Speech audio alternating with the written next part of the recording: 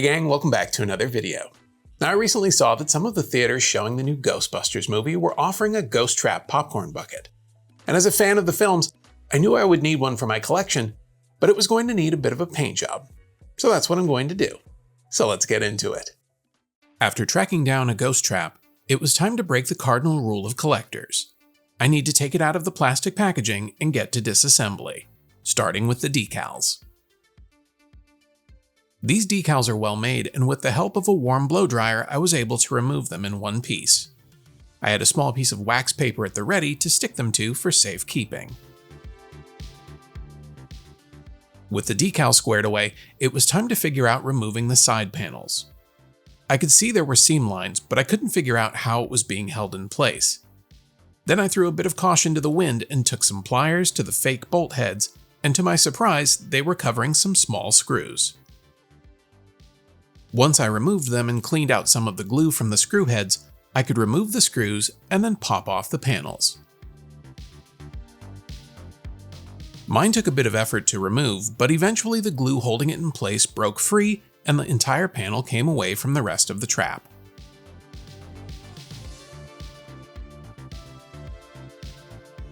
I took off both side panels and then it was time to remove the trap doors. They're being held in place by two screws that are hidden under these pieces. Then I could remove the screws and this small bridge piece, as well as the rest of the handle assembly, and the doors were free. They'll get set aside for safekeeping because the paint is totally serviceable and I won't worry about repainting it. The next piece to remove is the end cap. This piece has a small tab along the edge of the trap and is friction fit into some small posts. So once I popped the tab, I was able to pull this off without any issue. With that piece out of the way, I could remove the bar graph cluster. This is also held in place with two small screws.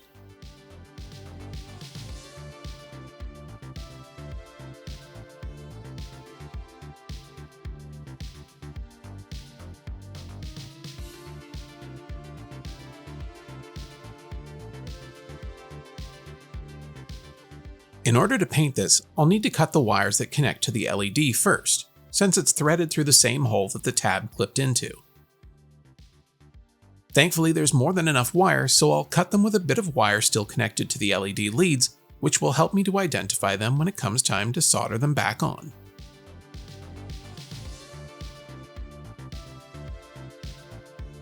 Now that the trap is fully disassembled, I can get into the details, starting with the side panels.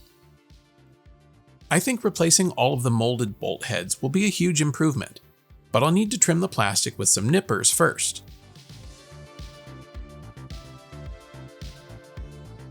And when all the bolt heads are gone, I can sand them smooth with a file and some 220 grit sandpaper.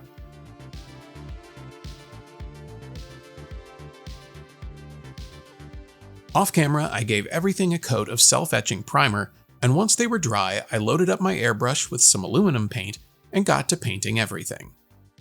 I'm not too concerned about getting 100% coverage because it'll just look like weathering.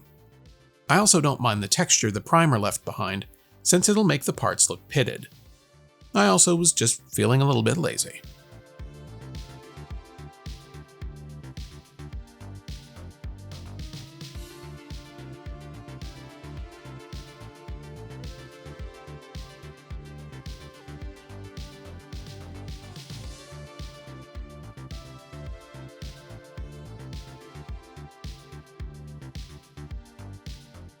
When the aluminum paint was dry, I grabbed the parts that would get painted black and applied some liquid latex along the edges to give it a scratched and chipped look.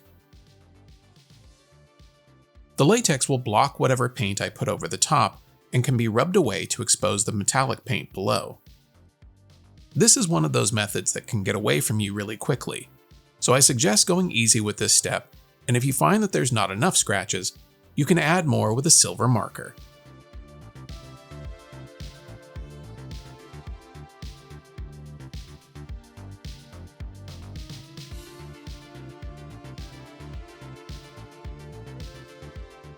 When the liquid latex is turned translucent, that's a visual cue that it's completely dry and I can get to adding the matte black top coat.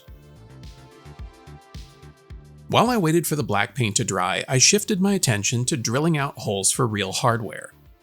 I saw a screen use trap online and it had a mix of M4 socket head and M4 cap head screws, so I added in real screws to give the plastic trap a more robust appearance. Unfortunately, the plastic bolt heads that were hiding the mounting hardware left an indentation that was larger than the screw heads I'm using, but in the end it sort of added to the overall used appearance of the trap. With that out of the way, I could switch gears and do a bit of detail painting. The opposite side panel has a gold resistor molded into it, so I masked it off and got to painting it gold with my airbrush.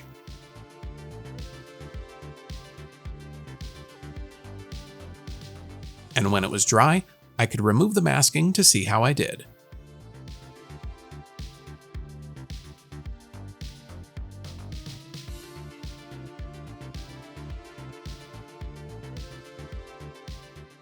All of the black parts of the trap are now dry, and I can finally get to removing the liquid latex to see how I did with my chipping. The liquid latex will typically come off using your fingertip and a little friction, but I like to use a bamboo skewer if it's not peeling up easily, since it's less likely to leave any marks in the finish. This same step was repeated on all of the remaining pieces, and then I reassembled the trap, and here's where we're at. Not too bad, if I say so myself. I was a little concerned about the chipping since it looked a bit heavy-handed, but I had a plan to fix that. But first, I need some hairspray. I'll apply hairspray to the entire trap and will use my hairdryer to help speed up the drying process before switching back to my airbrush with some dark brown paint. This will get sprayed randomly all over the trap, taking into consideration where dust and grime might accumulate.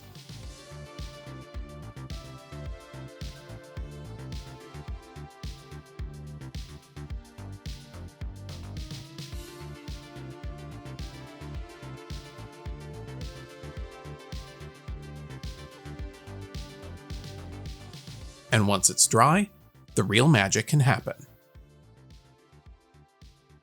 This is a trick I learned from watching scale model builders. The hairspray has created a water-soluble layer between the base paint and the weathering color. So when you add a bit of water and scrub at the paint, it will create some really interesting textures. I went a bit heavy during the application, and the hairspray kind of sputtered as it sprayed, which created this mottled look. Typically, it's a much more fine texture, but I kinda dig this, so I'm gonna go with it.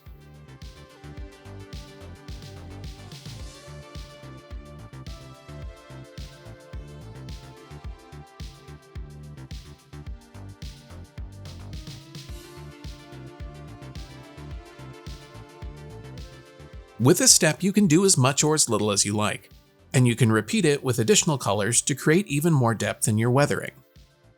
I liked this color, so I went with a single pass and continued scrubbing away at the paint until I was happy with how everything looked.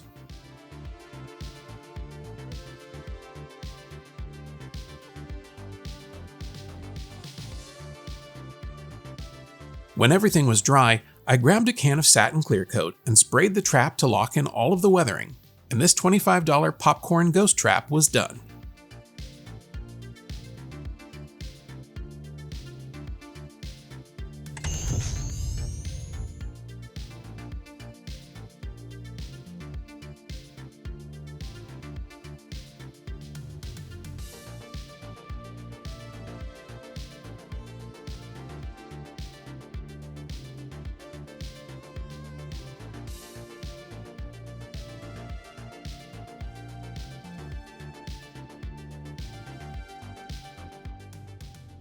Now this paint job took a few hours, but at $25 for the popcorn bucket, I'd say this is the best bang for your buck if you're looking to add a ghost trap to your collection or cosplay. Well, that's gonna do it for this one. Be sure to like and subscribe if you haven't already, but most importantly, go make something.